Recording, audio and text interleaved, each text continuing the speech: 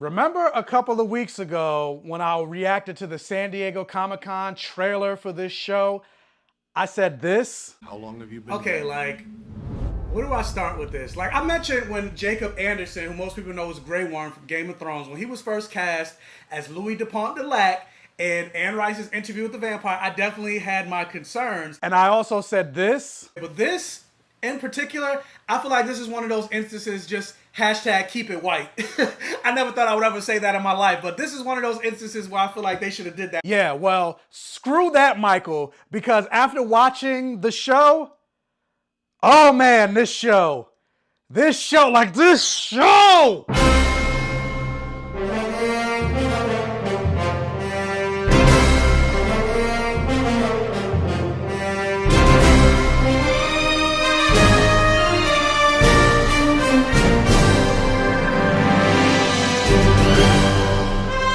And welcome to my Safe Gayven, everybody. Thank you guys so much for joining me here for another review on the Black Gay Comic Geek channel. If this is your first time checking out my channel, hey, how's it going? Thank you so much for checking out the channel. My name is Michael. I call myself the Black Gay Comic Geek, and I always say the things that I love to talk about on my channel has blood, sex, gore, and magic, or any variation of the four. So I like to talk about superheroes. I like to talk about video games. I like to talk comic books. I like to talk action movies. I like to talk horror movies. I like to talk sci-fi, and I like to talk fantasy.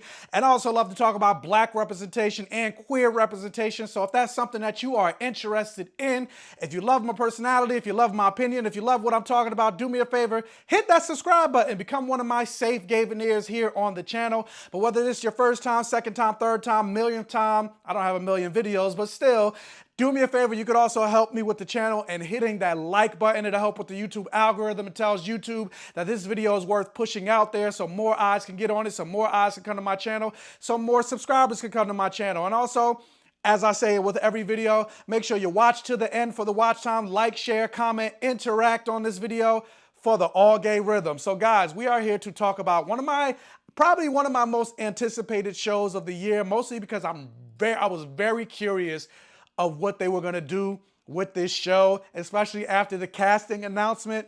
And then plus, like, this was my favorite movie growing up as a kid, the original with Brad Pitt and Tom Cruise, and that is the television adaptation of Anne Rice's novel, Interview with the Vampire. And interestingly enough, the show was supposed to come out tomorrow, October 2nd, but because of the high praise and the rave reviews that this show has been getting, they decided to release it early for those that have AMC Plus. But the synopsis for this particular show reads, in the year 2022, the vampire Louis DuPont de Lac lives in Dubai and seeks to tell the story of his life or afterlife to renowned journalist David Malloy. Beginning in early 20th century New Orleans, Louis' story follows his relationship with the vampire Lestat du Lioncourt and their formed family, including teen fledgling Claudia.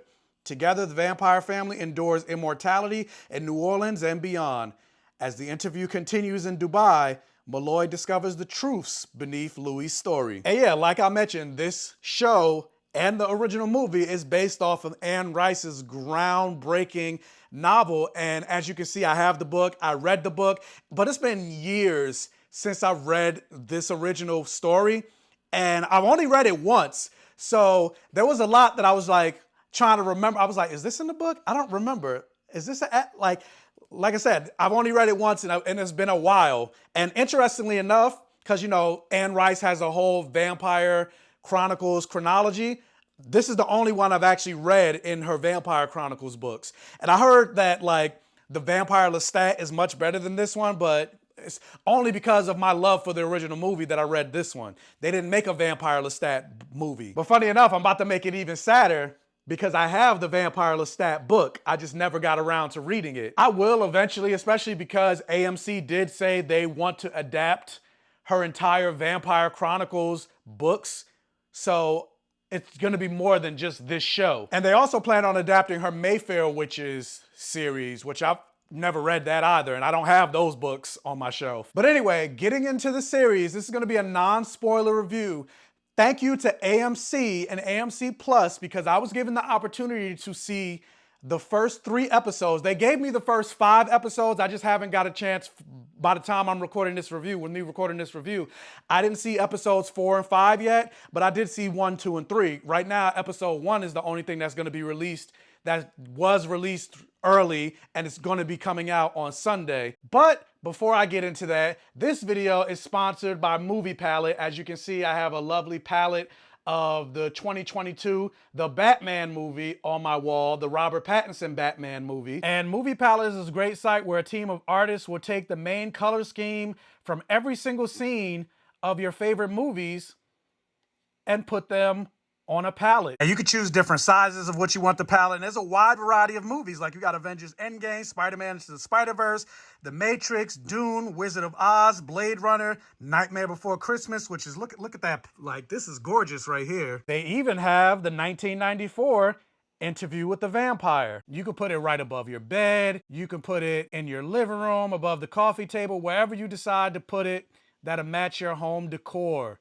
And if you use the code ComicGeek15, you will save 15% off on any movie palette that you want to use. And so yeah, I want to say thank you to Movie Palette for sponsoring this video. Once again, that is the code ComicGeek15 to save 15% off. So if you love movies, support Movie Palette, support this channel, and get yourself a canvas. And so yeah, now on to the review for Interview with the Vampire. I gotta say, like, all of my concerns that I had going into this show, they have been completely washed away, at least by these first 3 episodes. And right now, I am loving this series. I don't know if it's my favorite show of the year, because right now, that my favorite show of the year goes to Sandman. Neil Gaiman's The Sandman on Netflix. But like, because like, they're completely very different shows. And plus, like, I've seen the whole season of Sandman. I've only seen the first 3 episodes of Interview with the Vampire. But, like, I don't know. This might end up being my favorite show because, you know, my bias for vampires. I love, like, I'm wearing a Buffy the Vampire Slayer shirt. Vampires and my love of vampires is how I got into horror and comics, and et cetera, et cetera. So this show might end up overtaking Sandman as my #1 show of the year, just based on these first 3 episodes alone. And I gotta say, not only do they address Louis' blackness, and so far they do a pretty damn good job addressing it, but just like I said a long time ago, I made it on a TikTok video when this show was first announced, even before the casting, I was like, unlike the original source material, I was like, they better make this show gay as hell. And suffice to say, this show is gay as hell. And I am here for all of it. And I made a video about this on TikTok where I was just like, I've never in my life experienced this, where we will now have 2 horror-filled shows, because we got Interview with the Vampire that's coming out on Sunday, and then Chucky Season 2 will be debuting on October 5th. And just like I did for Season 1, if you didn't see that, you can click the link up here. I will also be reviewing every single episode of Chucky Season 2. And Chucky also has 2 queer leads as the main protagonist, just like this show. So now we're gonna have 2 horror shows on at the same time, where the main protagonists, not the side characters, not characters that you don't care about, but the main characters are queer. And then also on top of that, 1/2 of them is black. And yes, I know there's a whole issue with, like, time and time again, they always have whiteness involved with when it comes to queer relationship, black and white. Like, we can't have black on black romance, especially in fantasy. But at the same time, I'm still happy as hell, because I say time and time again, as a black gay comic geek, I always have to choose between black representation and queer representation. And very rarely do I get both. In this show and in Chucky, I'm getting both. And I'm hella excited about that. And not even just that, but both shows are freaking great. So getting back with Interview with the Vampire, like, the way this show looks, like, it looks incredible. The set, the early 19th century set, looks great. And then also, like, looking at Jacob Anderson, who most people know as Grey Worm from Game of Thrones, seeing him as Louis Dupont de Lac, especially during present day, when he was talking to David Malloy, I can't think of the actor's name, hold up, Eric Bogosian.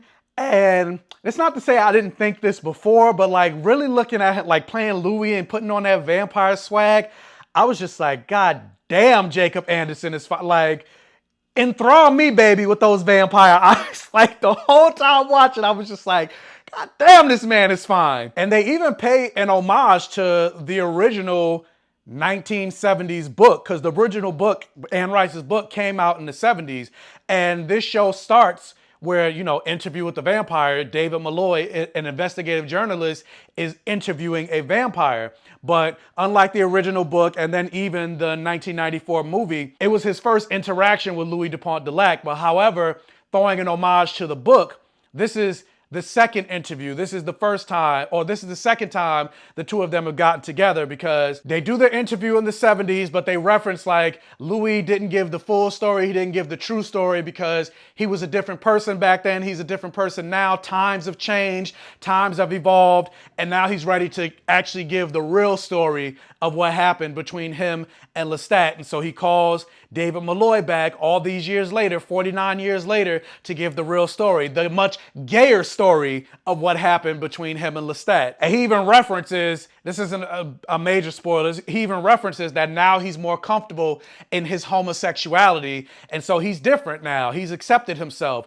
And so he's really ready to tell the true story. And so I kind of like that little tease to the original source material, and would explain the difference between the subtext and the book that you didn't really, because there was a lot of subtext in Anne Rice's book, and then this one is like hella gay. And then also with that, you have Jacob Anderson playing Louis. Louis black. And so obviously this show, and I'm loving the fact that they're dealing with it. They're not just saying, oh, Louis black, but we're going to ignore his blackness. We're not going to talk about his family or his relationship with the world. And it's just going to be a black character in portrayal only, but nothing about his story is going to be black related. No, this story, you see his family, you see his sisters, you see how he deals with the world as a black man in 1910. And I love that. And it's the writing for this show, the directing for the show, the atmosphere, even the music, the score, like everything about this show so far is damn near incredible.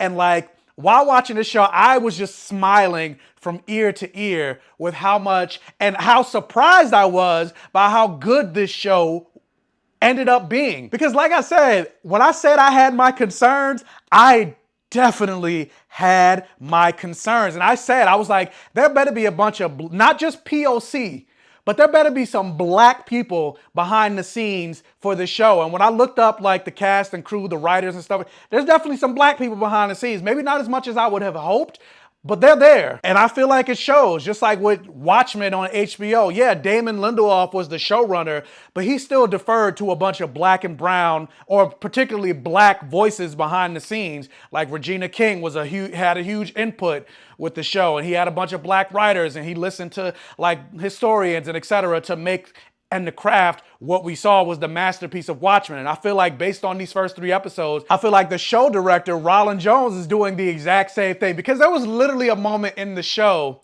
and I talked about this in my analysis of the San Diego Comic-Con trailer, where I was like, in the books, Louis and Lestat are traveling as equals. And actually, technically speaking, Louis, even though Lestat is the vampire, Louis was higher than Lestat when he was human, because he was the one with the money. He was the one with the power. But in this instance, there's a power dynamic between the two of them, just in the fact that Lestat is a white man. And they actually addressed, like, there was a moment I said something. I was like, you're not equals. They're not nothing. And then right after I said that, there was a line where they were like, you guys are traveling as equal. The master and the slave equals. Yeah, right. And I was like, they're actually talking about it. They're actually talking about it. Yes. But speaking of the vampire Lestat, because I mentioned him several times throughout this review, Sam Reed, who plays Lestat, I mean, both act. Jacob Anderson is Louis, and Sam, like, the chemistry between the two of them is incredible.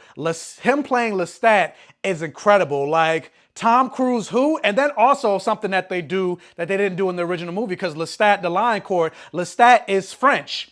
And unlike the original movie with Tom Cruise, he spoke with basically the English, his American accent.